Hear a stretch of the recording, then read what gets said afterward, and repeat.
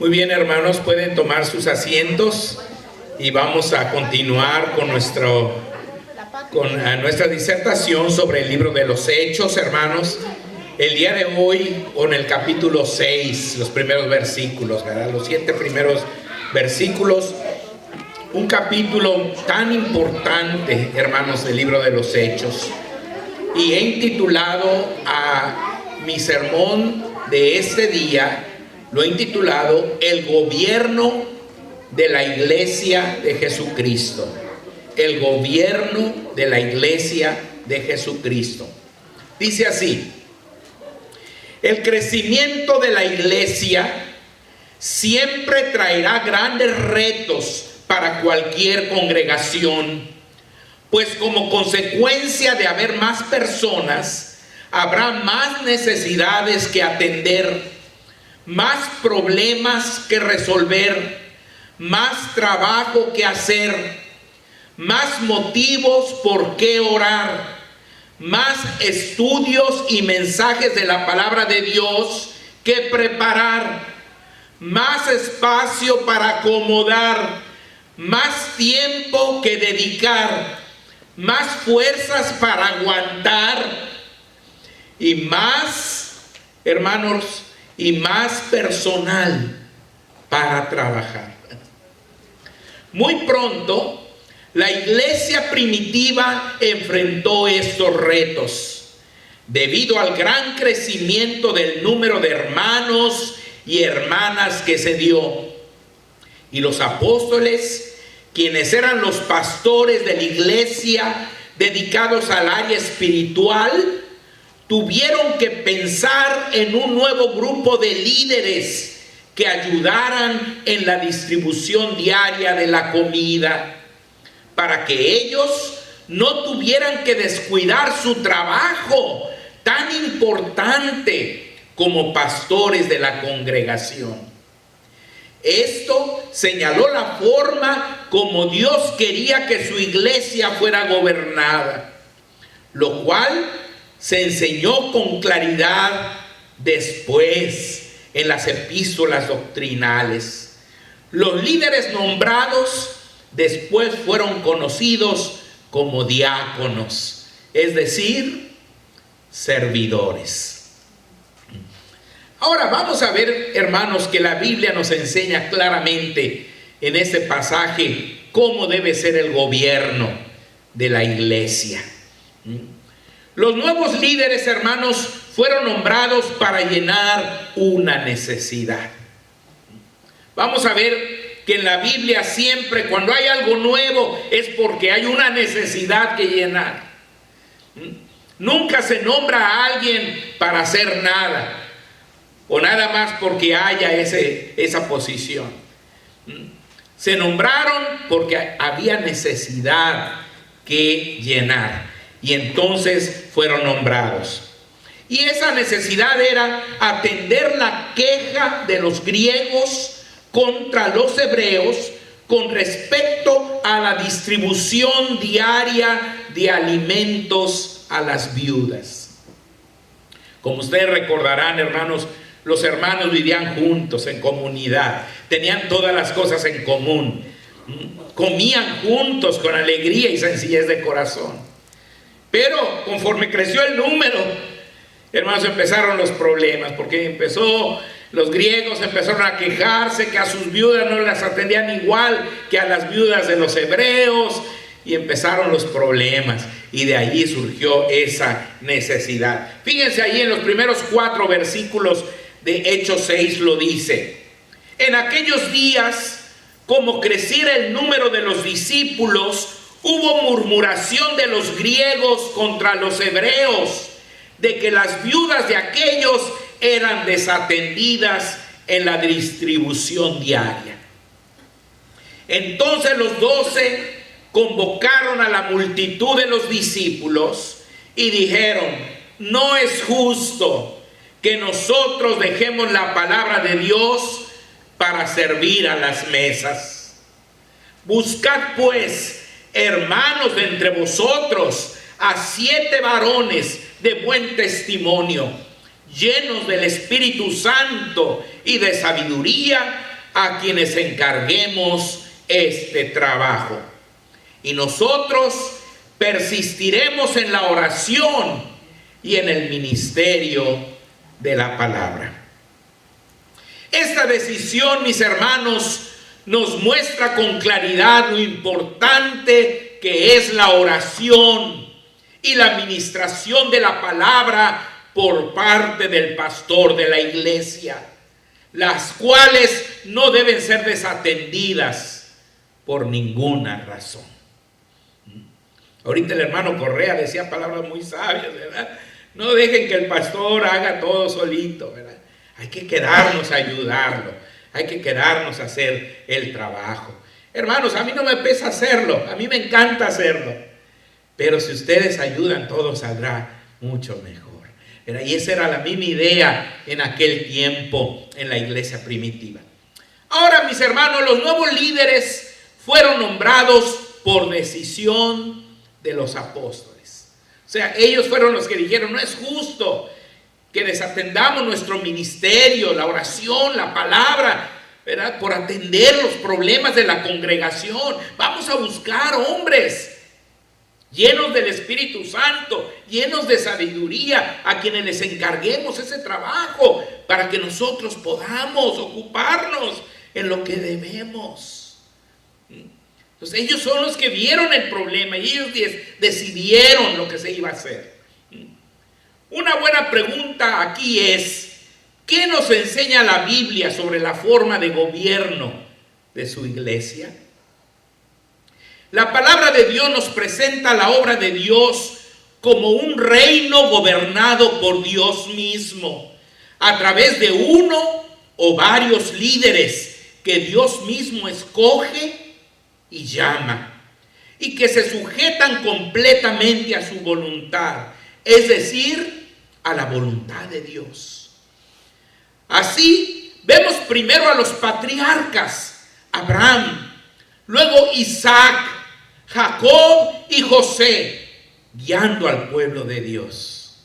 Luego, durante el Éxodo, vemos a Moisés, líder del pueblo, y a Aarón, su hermano, encargado de la vida ceremonial y espiritual del pueblo de Dios. Durante la conquista de la tierra prometida, vemos a Josué, el hijo de Nun. Después de la conquista, vemos a cada uno de los 13 jueces: Otoniel, Ahod, Samgar, Débora, Gedeón, Tola, Jair, Jefté, Ibsán, Elón, Abdón, Sansón y Samuel. Después, cada uno de los reyes, líderes civiles, y cada uno de los profetas, los líderes espirituales. Le siguen los restauradores después del cautiverio babilónico: Jesúa, Zorobabel, Esdras y Nehemías. Y luego en el Nuevo Testamento tenemos a Juan el Bautista, al Señor Jesucristo y a los apóstoles que Él escogió y entrenó para que continuaran la obra que Él inició, así como a los obispos y diáconos establecidos en cada iglesia local.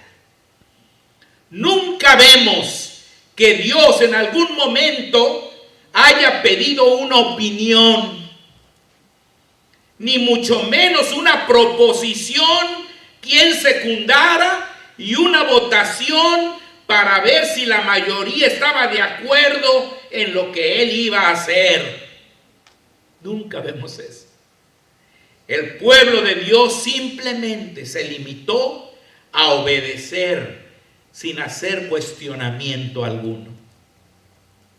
De hecho, el único que se atrevió a cuestionar una acción del maestro fue Judas Iscariote, en la ocasión cuando Jesús fue ungido con perfume. Pero la verdad es que aunque Judas argumentó que hubiese sido mejor vender el perfume para dar el dinero a los pobres, lo que en verdad le preocupaba era su propio bolsillo. porque acostumbraba a robar, siendo el tesorero del grupo de apóstoles del Señor Jesús. Lo que nos muestra con claridad que muchas veces las personas son movidas por sus propios intereses al tomar las decisiones y no por la voluntad de Dios. Y aún en este pasaje tan alegado de Hechos 6, que se menciona como la base del gobierno congregacional de la iglesia, al analizarlo podemos notar grandes verdades. Pero antes, recordemos que este pasaje, que es la base de este estilo de gobierno eclesiástico, Hechos 6, es un pasaje histórico y no doctrinal. Pero analicémoslo. Primero, los apóstoles, o sea, los pastores de la iglesia, detectaron el problema. Los apóstoles, es decir, los pastores, detectaron el problema y decidieron, guiados por Dios, como creciera el número de los discípulos, que se debería nombrar diáconos para que se dedicaran a la distribución diaria de los alimentos en la iglesia primitiva, para que ellos pudieran dedicarse a ministrar la palabra y a orar, tal como ya lo leímos en los primeros 4 versículos. Los pastores, en segundo lugar, hermanos, decidieron convocar a la multitud de los discípulos. Ahí lo dice. Entonces los 12 convocaron a la multitud de los discípulos. Versículo 2. Los pastores, hermanos, expusieron el problema a la iglesia. Ahí sigue diciendo en el versículo 2. Y dijeron, no es justo que nosotros dejemos la palabra de Dios para servir a las mesas. Los pastores decidieron que se buscaran nuevos líderes, decidieron el número de líderes necesarios y decidieron cuáles requisitos deberían llenar esos líderes.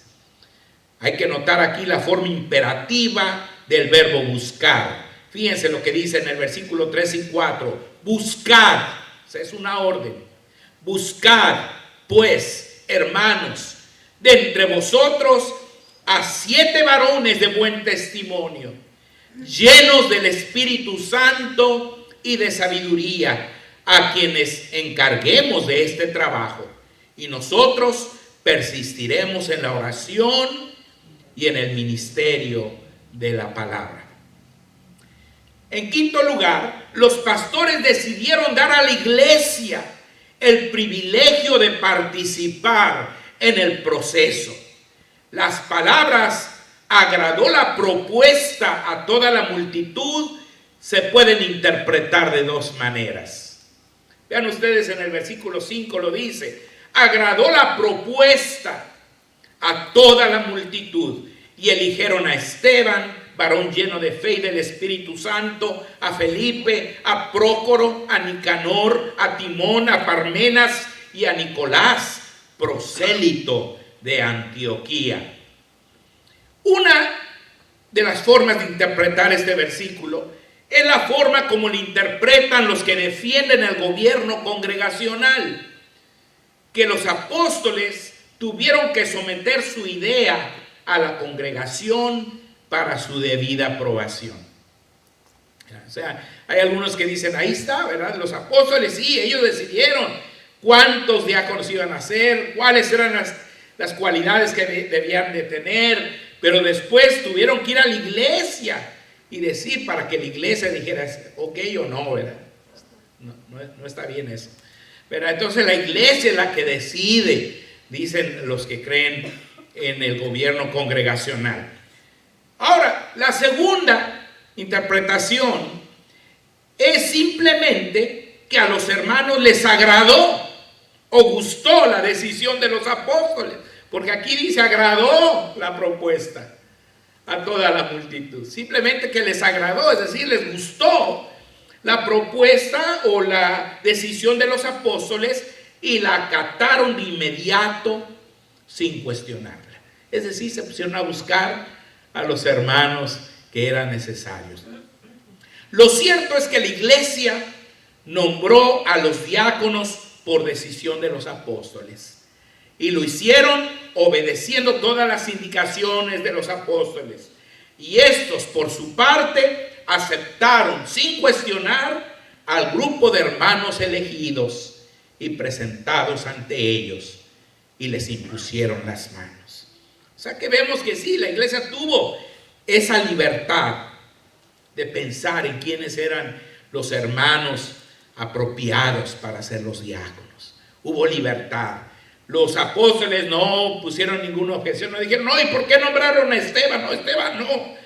No, está bien, Esteban, Prócoro, Nicanor, Timón, Parmenas, todos los que nombraron, ok, son los correctos, porque la iglesia así lo decidió. O sea, la iglesia tuvo participación también, ¿verdad? Dice aquí en el versículo 6, a los cuales presentaron ante los apóstoles, quienes orando les impusieron las manos. Ya dijimos que esto no es doctrina, hermanos. El libro de los Hechos no es un libro de doctrina, es un libro de historia, ¿verdad?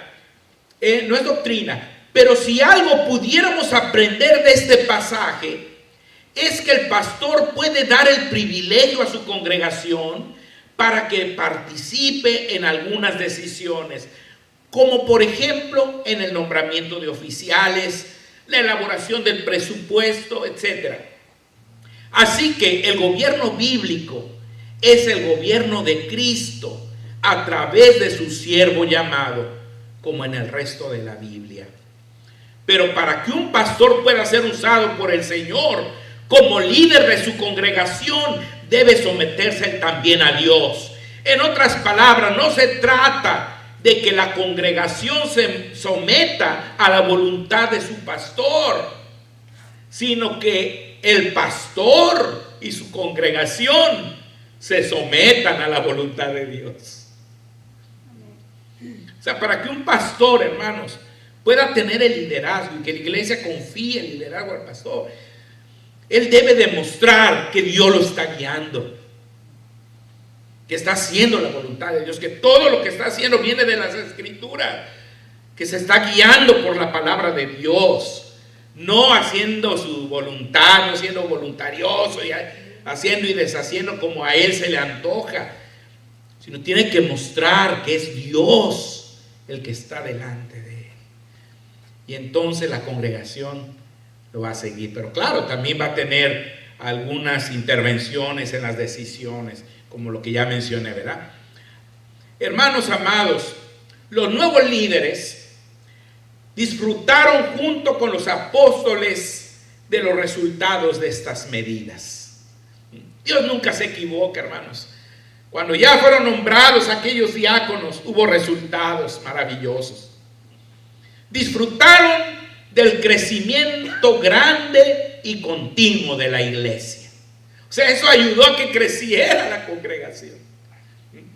El otro día estaba viendo el mensaje que dio mi esposa el día de la entrada triunfal, hermanos. Cómo me fascinó volverlo a escuchar, hermanos. Ustedes, yo les reto a que de vez en cuando busquen uno de los mensajes pasados y lo vuelvan a ver.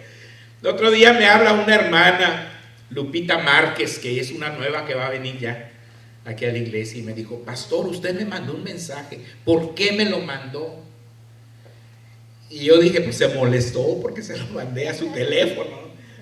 Y le dije: ay, hermana, discúlpeme. Le dije: es que descubrí que se puede mandar mi mensaje al teléfono de las personas, y yo lo subo a Facebook. Le dije, pero nomás 2 o 3 lo ven y le dan ok o me gustó, y ya le digo. Y así mandándolo a los teléfonos, pues me he fijado que alcanzo a más personas.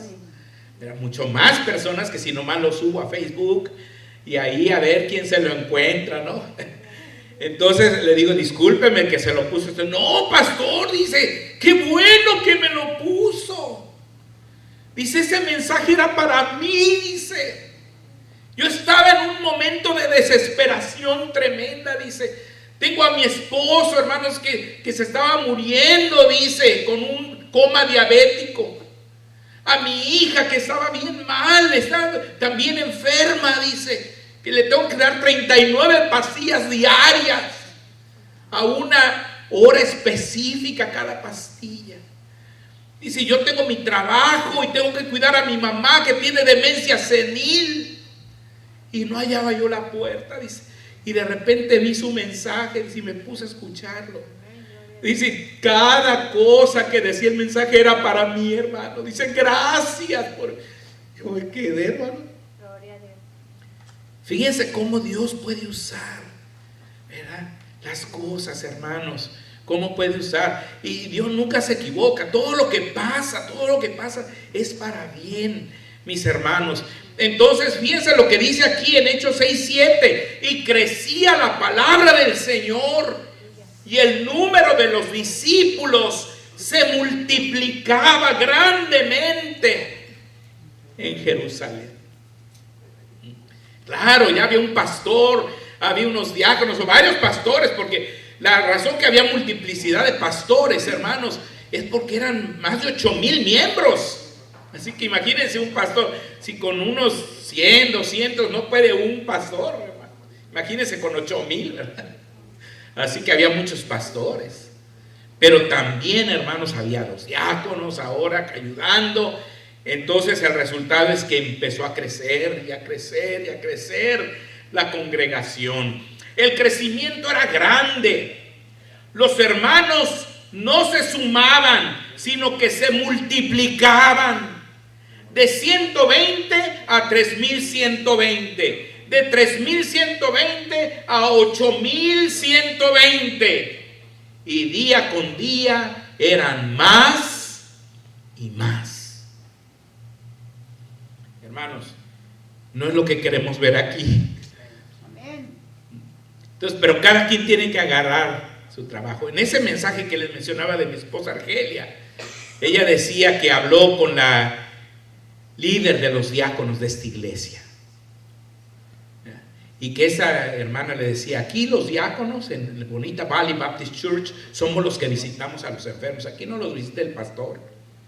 Los diáconos somos los que vamos a visitar a los enfermos de la iglesia. Y le llevamos comida a su familia. Por ejemplo, si el hermano Correa está enfermo, pues las hermanas diaconisas van a ver a Terry y le llevan la comida, le llevan el desayuno, le llevan la cena, para que Paquito y Marisa y Terry puedan comer ese día. Porque el papá está ahí en el hospital enfermo, ¿verdad?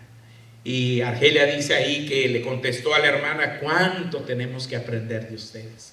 Es posible que ustedes vayan a aprender cosas de nosotros, pero también nosotros tenemos que aprender mucho de ustedes. Y hermanos, fíjense qué bonito, ¿verdad? Que cuando cada quien hace su trabajo, hermanos, las cosas van a funcionar mucho mejor, ¿verdad? Ahora, muy pronto comenzaría a crecer no tan solo el número de discípulos, sino también el número de iglesias, hasta llenar prácticamente todo el imperio romano. Qué gozo tan grande experimentaron los miembros de esa maravillosa iglesia. ¿Se imaginan, hermanos, que un día tengamos Jehová Sabaoth en Los Ángeles, Jehová Sabaoth en Phoenix, Jehová Sabaoth en la Ciudad de México, Jehová Sabaoth en la ciudad de Guatemala, Jehová Sabaoth en Brasilia, o en Buenos Aires? ¿Por qué no? ¿Por qué no? Hay que pensar en grande, hermanos, en grande. Y eso es lo que empezaron a experimentar los hermanos. No solamente el crecimiento local de su iglesia, sino al rato había iglesias por donde quiera, hermanos, en toda Europa, en el norte de Asia, en África, hermanos, más bien, sí, en el norte, en el este, o en el oeste, perdón, de Asia, ¿verdad? En el Medio Oriente, estaba todo lleno de iglesias cristianas. Hermanos, ellos disfrutaron al ser testigos de la conversión a Cristo de muchos de los sacerdotes judíos. Y en eso termina este mensaje, ¿verdad? Ahí en el versículo 7 dice: también muchos de los sacerdotes obedecían a la fe. También muchos de los sacerdotes obedecían a la fe. Algunos de ellos, sin duda, pertenecían al Sanedrín que había condenado a muerte al Señor Jesucristo. Pero ahora, siendo testigos de tantas maravillas, se habían convertido en grandes cristianos. Porque la palabra de Dios puede transformar aún a los más duros, incrédulos e implacables de los hombres, como fueron los casos del centurión romano que ejecutó al Señor y el del ladrón que murió a su lado. Así que puedo asegurarte que no importa lo imposible que parezca que se convierta la persona que has escogido este año para ganarla para Cristo, el Evangelio la puede tocar y transformar. Así que no te desanimes cada vez que te rechacen. Nuestro Dios es un Dios de orden, y haciendo las cosas a su manera, todo saldrá bien, pues nos llevará de triunfo en triunfo para la alabanza de su gloria. Confiemos pues, amados hermanos. Amén. Hermanos, la Biblia es muy clara, ¿verdad? En nosotros está el obedecerla y obtener los resultados maravillosos de hacer la voluntad de Dios, o en tratar de hacerlo a nuestra manera y seguir yendo de fracaso en fracaso. Ahí está la fórmula. Solo es que digamos: Señor, aquí estoy, tú dime, y yo obedezco. Que Dios me los bendiga, hermanos. Muchas gracias.